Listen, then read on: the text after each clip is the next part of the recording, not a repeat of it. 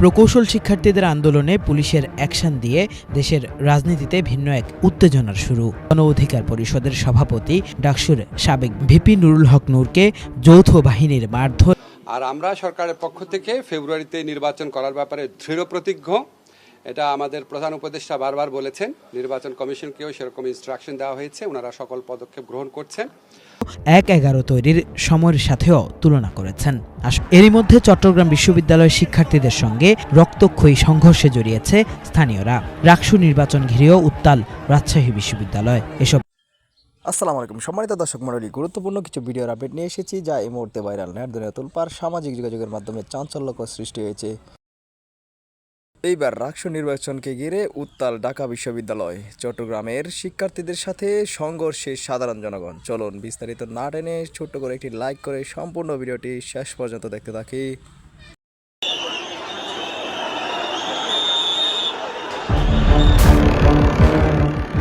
প্রকৌশল শিক্ষার্থীদের আন্দোলনে পুলিশের অ্যাকশন দিয়ে দেশের রাজনীতিতে ভিন্ন এক উত্তেজনার শুরু। তারপর আওয়ামী লীগের সহযোগী জাতীয় পার্টি বিরোধী আন্দোলনে গণ অধিকার পরিষদের সভাপতি ডাকসুর সাবেক ভিপি নুরুল হক নূরকে যৌথ বাহিনীর মারধর এবং তাকে ঘিরে বাদ প্রতিবাদের মধ্য দিয়ে গুমোট হতে থাকে রাজনৈতিক পরিস্থিতি। উত্তপ্ত হয়ে ওঠে দেশের রাজনীতি, জানিয়ে সোশ্যাল মিডিয়ায় নানান আশঙ্কার কথা সামনে এসেছে। অনেকেই বর্তমান পরিস্থিতিকে বহুল আলোচিত ১/১১ তৈরির সময়ের সাথেও তুলনা করেছেন, আশঙ্কা করছেন তেমন কিছুরই। এরই মধ্যে চট্টগ্রাম বিশ্ববিদ্যালয়ের শিক্ষার্থীদের সঙ্গে রক্তক্ষয়ী সংঘর্ষে জড়িয়েছে স্থানীয়রা। রাকসু নির্বাচন ঘিরেও উত্তাল রাজশাহী বিশ্ববিদ্যালয়। এসব উত্তেজনাকর পরিস্থিতির মধ্যেই অন্তর্বর্তীকালীন সরকারের প্রধান উপদেষ্টা ডক্টর মোহাম্মদ ইউনূসের পদত্যাগ দাবিতে রাজধানীর বুকে আবারও ঝটিকা মিছিল করেছে নিষিদ্ধ আওয়ামী লীগ। সব মিলিয়ে দেশের রাজনীতি যখন থমথমে, ঠিক তখন গুঞ্জন ছড়িয়েছে প্রধান বিচারপতির সঙ্গে বৈঠকে বসেছেন সেনাবাহিনী প্রধান লেফটেন্যান্ট জেনারেল ওয়াকারুজ্জামান। এমন পরিস্থিতিতে বিএনপি, জামাত এবং এনসিপির শীর্ষ নেতাদের সঙ্গে বৈঠকে বসেছেন প্রধান উপদেষ্টা ডক্টর মোহাম্মদ ইউনূস। কি হতে যাচ্ছে? রাজনৈতিক বিশ্লেষকদের অনেকেই সোশ্যাল মিডিয়ায় এই বিষয়গুলো নিয়ে নানান ইঙ্গিত দিচ্ছেন, অনেকেই আবার সরাসরি বড় ধরনের পরিবর্তনের কথাও তুলে ধরছেন। আসলেই কি দেশের রাজনীতি ভিন্ন দিকে মোড় নিতে যাচ্ছে? এখন সেই প্রশ্নই ঘুরপাক খাচ্ছে সবার মনে। প্রধান উপদেষ্টার সঙ্গে দলগুলোর বৈঠক শেষেই হয়তো জানা যাবে শেষ পর্যন্ত কোন দিকে যাচ্ছে দেশের পরিস্থিতি। কিফায়েত শাকিল, বাংলা ভিশন, ঢাকা।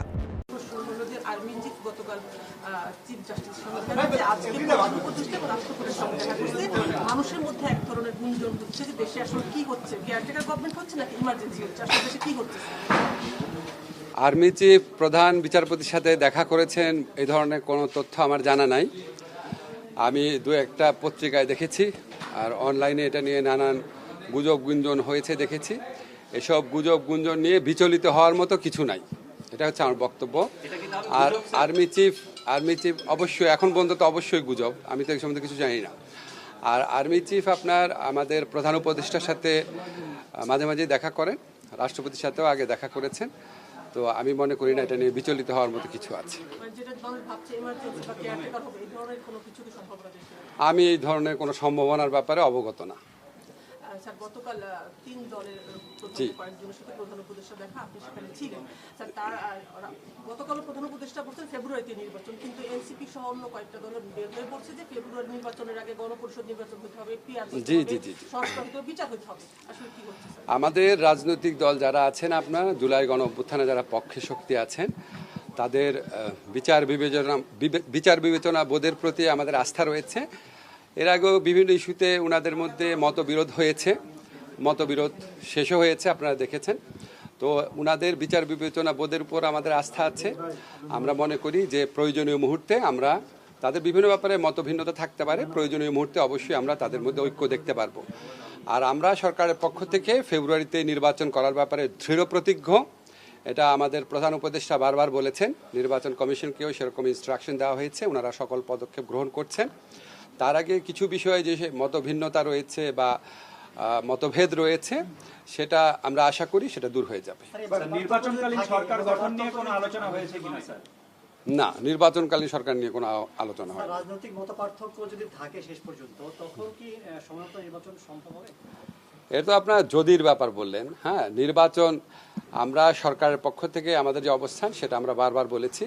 আমরা ফেব্রুয়ারিতে নির্বাচন আয়োজন করার ব্যাপারে দৃঢ় প্রতিজ্ঞ এবং আমাদের যে যত রাষ্ট্রীয় কর্মকাণ্ড আছে এই লক্ষ্যকে সামনে রেখে অগ্রসর হচ্ছে, এখানে পেছানোর কোনো সুযোগ নাই। মাননীয় উপদেষ্টা এনসিপি চাচ্ছে গণপরিষদ নির্বাচন জাতীয় নির্বাচনের আগে, স্যার এটা কি বলেন? এ তো এনসিপির মানে দলীয় বক্তব্য। এটা এনসিপির দলীয় বক্তব্য নিয়ে আমার বলার কিছু না। আমি সরকারের বক্তব্য যেটা সেটা বললাম। দেশের আইন শৃঙ্খলা পরিস্থিতি অবস্থা দেখা যাচ্ছে চিটাগং ইউনিভার্সিটি, ঢাকা আইন শৃঙ্খলা পরিস্থিতি আমাদের দেশে গত এক বছরে মাঝে মাঝে বেশ অবনতি হয়েছে, আবার ভালো হয়েছে। একটা গণ অভ্যুত্থান পরবর্তী পরিস্থিতিতে বা বিপ্লব পরবর্তী পরিস্থিতিতে সমাজে বিভিন্ন রকমের অস্থিরতা থাকে এবং এই সমস্ত অস্থিরতার প্রেক্ষিতে আইন শৃঙ্খলা পরিস্থিতি মাঝে মাঝে যে আপনার অবনতি ঘটে, সেটা আপনার যতই দুঃখজনক হোক, হতাশাজনক হোক, এটা খুব অস্বাভাবিক বলে মনে করি না। আমরা এরকম সিচুয়েশন আগে ট্যাকেল করেছি, আবার ভালো হয়ে গেছে, ইনশাআল্লাহ ভালো হবে আবার। না, আর কথা নাই।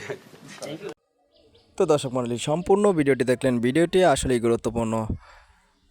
আমরা নিরপেক্ষভাবে সব ভিডিও প্রকাশ করে থাকি। আপনারা একটি লাইক কমেন্ট শেয়ার করলে আমরা ভিডিও বানাতে উৎসাহ পাই।